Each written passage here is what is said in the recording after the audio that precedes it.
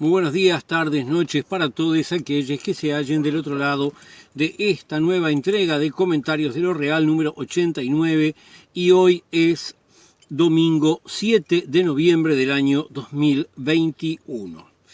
Bueno, vamos a empezar con algunas cuestiones que tienen que ver con el actual gobierno. Bueno, ¿se acuerdan que hablamos de que no aplicando la ley que ellos dicen que es tan buena, la LUC, ANCAP no aumentó el valor de los combustibles con respecto a la fecha del 1 de noviembre? El presidente de ANCAP, puesto por este gobierno, salió a decir que lo que pasa es que ANCAP tiene ganancias acumuladas que le permiten sostener el precio de los combustibles. Atención, ¿ustedes se acuerdan cuando decían que ANCAP estaba fundida, desfinanciada, de Falco, millones de dólares? Ahora dicen que no, que tiene ganancias acumuladas, que la senadora Topolansky salió a indicar que eso se debe justamente a la política energética que en su momento aplicó el Frente Amplio. Bueno, vamos a la investigadora que tiene que ver con la gestión tan dudosa del exministro de Turismo Cardoso. Este hombre culpa ahora a la gente de la empresa de publicidad internacional Young & Rubicam de haber sido los que le acercaron la empresa de Estonia. Dicen, yo no tengo nada que ver, esa gente la trajo Young & Rubicam. Bueno, fenómeno. El tema es que la gente de Young & Rubicam dice que ellos no conocían a Elvio Rodríguez, que es el asesor, persona que tiene los contactos con Estonia y demás, y por otro lado, dicen que Kirma, esta empresa de Estonia, en realidad para ellos suponía una competencia, iba a brindar cosas que ya brindaba Young & Rubicam, por lo cual no tiene ningún sentido que ellos la hayan traído. Pero a su vez, Kirma, según publica el semanario Búsqueda en su edición de esta semana, allá en Estonia, mar Báltico, Europa, al lado de Rusia, bueno, están cambiando sus datos en el registro de Estonia. O sea, están modificando la cosa porque algo aparentemente no estaría como dijeron. Por otro lado, también, la única empresa en todo el Mercosur que ha tenido contacto con Kirma es una empresa que también está vinculada al asesor Elvio Rodríguez. Es una empresa en Paraguay que se dedica a los juegos de azar a través de las redes, a través de internet. O sea, es una empresa de timba. Y la timba siempre es robarle la plata a la gente trabajadora. O sea que la única experiencia que tiene es de ese tipo de cosas. Bueno, por otro lado, dentro del espacio del gobierno, aunque retirándose de él, recordarán posiblemente una edila del departamento de Soriano del Partido Nacional que fuera filmada contra su voluntad por un edil del Partido Nacional en un congreso de ediles. Parece un trabalenguas, pero no lo es. Bueno, esta edila dijo que renuncia al Partido Nacional, no le importa que el otro edil haya renunciado también y que el Partido Nacional esté investigando. Ella de ahora en más va a ser independiente y se va a manejar de acuerdo con eso su realidad política personal. Bueno, vamos ahora a cuestiones de inseguridad pública. Por un lado, se reveló de que en 3 días fueron asesinadas 9 personas. Ante esto, el ministro del Interior, el ministro Luis Alberto Heber, salió a decir que, pero en esta época esas cosas siempre pasan y yo no sé cuál es la... O sea, viene la primavera, florecen las plantas, a uno le da alergia y encima matan gente. Es estacional. ¿Usted qué pretende? ¿Que no sea así? Bueno, en fin. Me parece la más pobre de las excusas que yo haya escuchado en boca de algún ministro o dignatario del Estado en décadas. Por otro, tenemos que en la cárcel de La Valleja, en Campanero, se suicidó un preso. En el 2021 van 66 muertes de personas que estaban privadas de libertad, lo cual es un 37,5% más que en todo el año 2020. O sea que realmente el control de la situación carcelaria brilla por su ausencia. Tenemos que en el INAU están advirtiendo que ante la realización próxima de las finales tan anunciadas de los partidos de fútbol internacionales de la Conmebol, ellos temen por el riesgo de explotación sexual de niñas y de adolescentes. El año pasado hubieron 410 casos detectados, o sea que tienen que haber habido más. 410 niñas y adolescentes que estaban siendo víctimas de explotación sexual. Y el propio INAU, integrado por gente de este gobierno, tiene temor de que las finales de la Conmebol agraven esto. ¿Para qué en un entorno internacional de pandemia, para qué en un entorno en que en Europa, por ejemplo, aumentan los casos, queremos tener acá esas presuntas finales? ¿Quiénes son los que ganan con eso? Yo no lo tengo claro. Bueno, tenemos por otro lado que hay 390 personas que por delitos creados a través de la LUC han sido imputadas. Incluyen este número las personas que están por agravio a la autoridad y por resistencia al arresto, cosa que parece como vamos a imputar gente por cosas menores, cosa de llenar los ojos con los números, pero en realidad de los delincuentes serios no pasa nada. Tenemos por otro lado que el legislador del Frente Amplio, Charles Carrera, indicó que en lo que va de este año va un 20% más de homicidios que en lo que fue todo el año 2020. Lo que vamos a tratar ahora es prácticamente un capítulo aparte. Tiene que ver con el tratamiento judicial por el cual fueron condenadas 6 personas. Vamos a empezar por lo que es el titular actual. 6 personas condenadas por el delito de atentado durante una manifestación por el traslado de la jueza Mariana Mota. Esas 6 personas serían Irma Leite, Jorge Zabalza, Aníbal Varela y como cómplices Álvaro, Diego y Eduardo Jaume. Fenómeno. Los 3 primeros, 24 meses, y los 3 segundos, 8 meses es la condena respectiva. ¿Cuándo ocurrió esto? Ocurrió en el año 2013. O sea, estamos hablando de algo que ocurrió hace 8 años. Este tema, ¿por qué aparece ahora? Veamos. En el año 13, a la jueza Mota, que había tenido una muy destacada y positiva actuación en causas de derechos humanos, se le iba a trasladar a otro cargo, cosa absolutamente normal que a un funcionario del Poder Judicial, a un juez, se lo manda de un lado a otro. Hiciste bien las cosas, te mandamos a otro lado para que las hagas bien ahí. Fenómeno. Entonces, en ese momento, ciertas personas, integrantes de determinados colectivos, sintieron que no iba a haber más avances en las causas de derechos humanos y fueron a manifestarse y lo hicieron adentro del edificio de la Suprema Corte, no afuera, que me parecería razonable, no, adentro.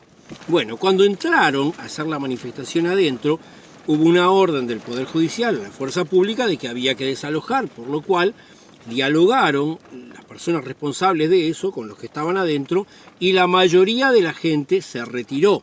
No estaban permitiendo que se hicieran no solo el traslado de la jueza Mota, había una cantidad de juramentos de jueces que tenían que hacerse, algunos habían ido con las familias, porque para algunos podía ser una ocasión de alegría y de festejo. Bueno, lo cierto es que a raíz de todo esto se fueron casi todos, quedó un pequeño grupo de personas dentro del cual fueron identificados, porque son gente notoria, Irma Leite, Zabalza, Varela y los 3 Jaume. Este tema fue procesado en aquella época con el delito de asonada. En el año 15, o sea, la denuncia la hizo los integrantes de la propia Suprema Corte de Justicia, por lo cual no podían ellos, cuando se planteó que era inconstitucional el juicio, ser los que fallaran. Entonces se armó una Suprema Corte ad hoc con las personas que seguirían. Es un procedimiento regular de la justicia, no es nada inventado, no es nada raro. Esa Suprema Corte ad hoc halló que realmente era inconstitucional, que no se tenía que procesar de esa manera, y entonces eso quedó quieto. En ese momento, estamos en el año 15, el fiscal, en ese momento fiscal, el señor Subía, que ahora es diputado del Partido Colorado, decidió volver a procesar a esta gente por atentado, que es otro delito diferente. Lo cierto es que este delito ha seguido una serie de procesos legales, idas y vueltas, y es ahora cuando cae la condena sobre ese tema. De esta gente que se estaba quejando porque estaban preocupados porque no estaba Mariana Mota, no iban a haber más avances. Hay una enorme cantidad de represores, una enorme cantidad de violadores de los derechos humanos que han sido procesados después de que Mota ya no está en ese cargo. Esta gente iba ahí al grito de Pepe traidor, tratando de generar divisiones en la izquierda, tratando de generar rupturas dentro del Frente Amplio y descrédito para el Frente Amplio. Bueno, pero al margen de que a mí me parezca que toda la acción de los que estaban protestando era muy errada, está el hecho de que puede condenarse a alguien por el mismo delito en dos causas. Hay un principio general del derecho. Yo no soy abogado, yo en preparatorio hice introducción al derecho y después he leído cosas de la historia del derecho y demás, pero hasta donde yo comprendo existe un principio del derecho que dice que una persona que es juzgada por un asunto que ocurrió no puede volver a ser juzgada por ese mismo asunto que ocurrió. O sea, que el fiscal invente esto es otro delito, pero si refiere al mismo hecho, no puede volver a juzgarse. Eso es grave. Es grave que no se contemple que es un tema que ya fue juzgado. Y por tanto no corresponde que esto avance.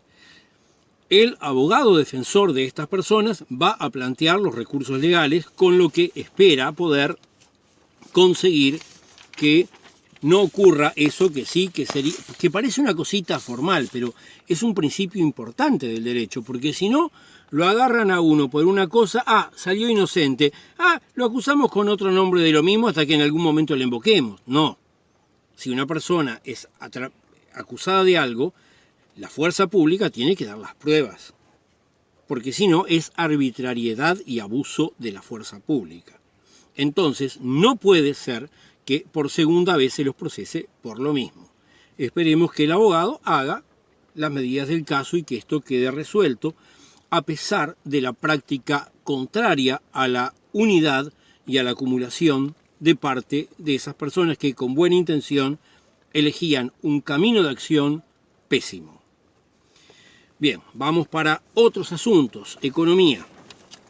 Tenemos que los comerciantes del litoral están planteando que precisan más medidas para tratar de resolver la situación que les supone a ellos la apertura de los puentes, por lo cual presumen que van a perder un montón de plata, podrían estar sus negocios en riesgo, etc.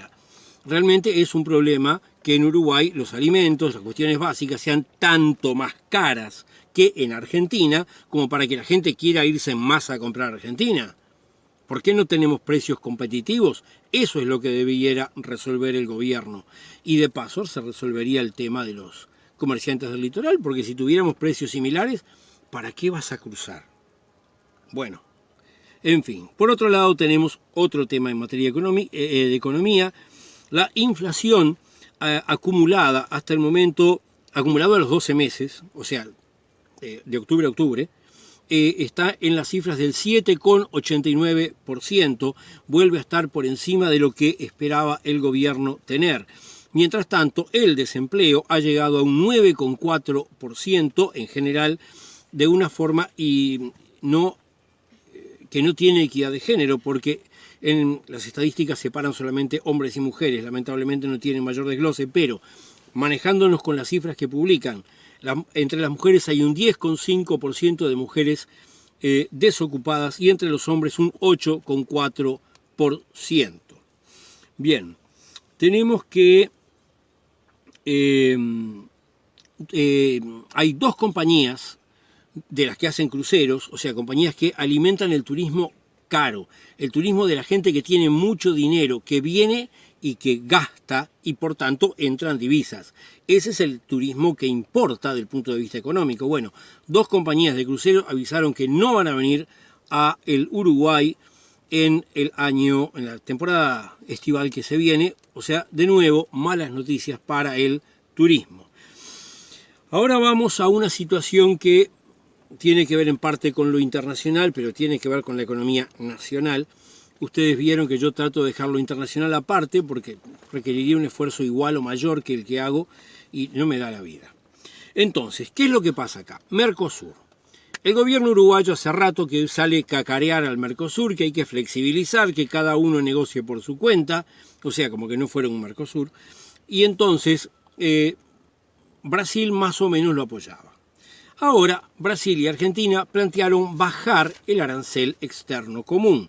Vale decir, al precio que se compran las cosas, bueno, si alguien te las vende más, le pones un arancel a todo producto que viene del exterior, cualquier cosa que importás se le agrega eso. Y es común en todos los países. Si se baja el arancel, entonces hay más materia prima, pero también más productos industrializados o servicios que pueden llegar del exterior al Mercosur porque vale la pena comprarlos, porque el impuesto, el arancel, es más bajo. Bien. Brasil y Argentina presentaban bajarlo. Uruguay lo trancó. Entonces Brasil le dijo, ¿sabes qué, Uruguay? Yo te estaba respaldando en eso de negociar cada uno por su cuenta. Ahora vos me tiraste en contra del arancel externo común, de bajarlo. No te apoyo más. Bien, eso es lo que pasa cuando uno es un país así chiquito, con 2 países así de grandes, y tiene la insensatez de ir por el camino del enfrentamiento y no por el camino del diálogo, que es lo que hace la conducción de política internacional de este gobierno y que ahora nos va a complicar muy probablemente bastante la perspectiva económica futura. Vamos a noticias sindicales que tengo un montón. Los trabajadores de salud pública están en conflicto. Reclaman por la existencia de una caída del 11% del salario real, también por la puesta en riesgo de puestos de trabajo, ya que el 95% de los trabajadores que están en los programas que dependen del fondo COVID van a vencer el 31 de diciembre y después no saben qué pasa. Por otro lado, el PIT-CNT va a reclamar, como ya se había avisado, a la OIT por prácticas antisindicales en secundaria, donde, según dijo Abdala, Jennifer Cherro está pasada de rosca, palabras de Abdala. Por otro lado, tenemos que en este fin de semana está ocurriendo el Congreso del PIT-CNT, van a concurrir 1.143, o sea, está previsto que concurran 1.143 delegados de 64 filiales, siempre puede haber alguno que falte, no sé, pero eso es lo que está previsto y la semana que viene tendremos más noticias sobre este importante acontecimiento.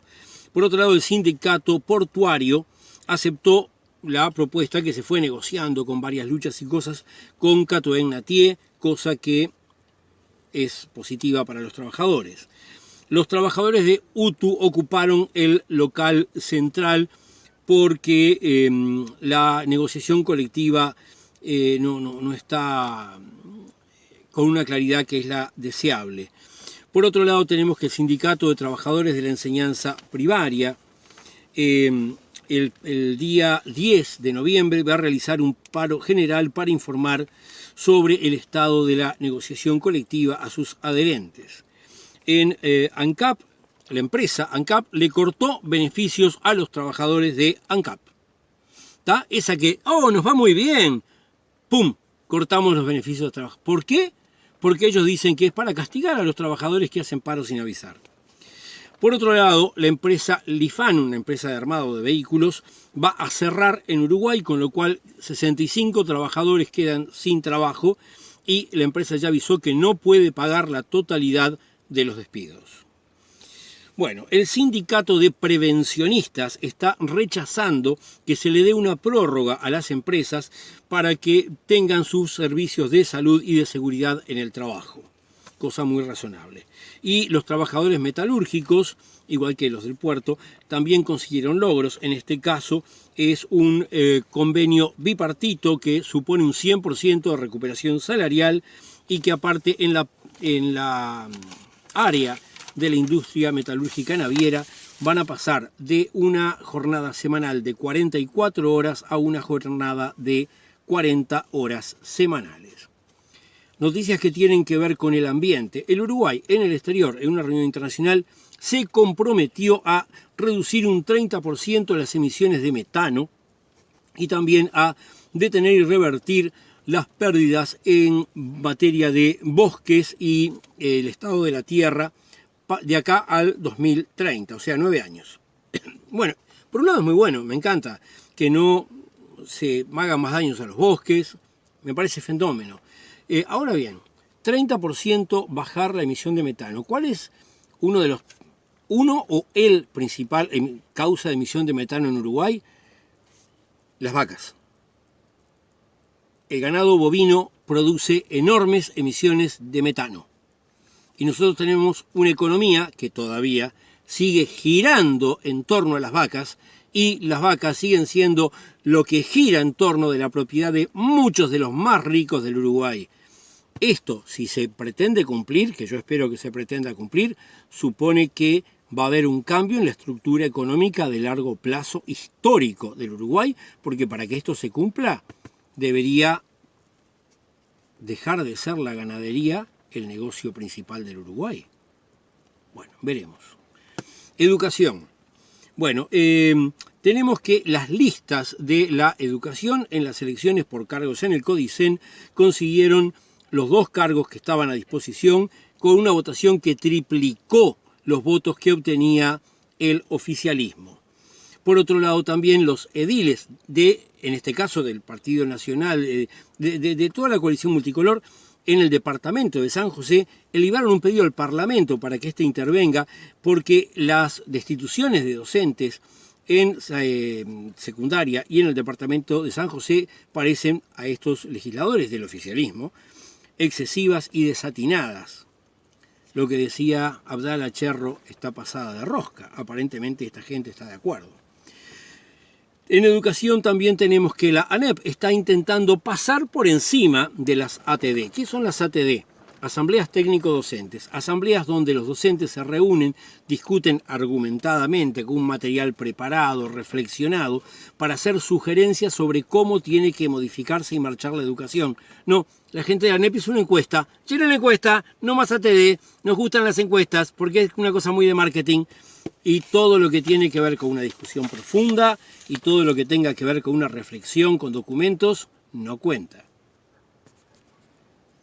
Bueno, en materia de salud, en el diputado se aprobó la ley que amplía los beneficios de licencia maternal y paternal en el caso de niños prematuros y también se extendieron los beneficios para nacimientos múltiples, nacimientos de niños con un peso menor a 1,5 kilos y también para niños con complicaciones de salud en su situación de recién nacidos. Se trascendió también que la intención del gobierno es que antes del inicio de clases del año 2022, todos los niños menores de 12 años ya estén vacunados contra el COVID. Tenemos que una profesional que es mencionada como referente del rap metropolitano, no encontré el nombre en la prensa, lo encontré por Facebook, pero no sé si es real el dato o no, por lo tanto no lo digo. Realizó interferencias en un proceso en el cual la persona estaba reclamando la realización de un aborto legal y pretendió culpabilizar a la mujer que iba a recurrir de ese procedimiento legal. Ante esta situación, el presidente de ACE, Cipriani, dijo que no tuvo más remedio que iniciar una investigación al respecto de este tema, aunque él sigue manteniendo su postura de que la vida comienza con la gestación. O sea, él es pro vida, ¿tá? Es más, había dicho hace poco que no quería que estos procesos se accionaran automáticamente. Pero bueno, acá lo que tenemos es que lo que ocurre no es que se accionan automáticamente, es todo lo contrario. Hay gente que está trabajando ahí, que está tratando de que no ocurran, buscando la presión psicológica, la culpabilización de personas que van por una situación de necesidad, porque no es nada lindo. Y bueno, y como última noticia del día, también hablando de Cipriani, él dijo que un cierto proyecto que hay, que es el proyecto que se llama de internación por voluntad anticipada, o sea, una persona que puede tener problemas de consumo, deja por anticipado dicho que si tiene esos problemas lo internen. Bueno, en Uruguay no tenemos los recursos materiales para aplicarlo, así que si lo votan no lo van a poder aplicar. Muy bien, y con esto hasta la semana que viene.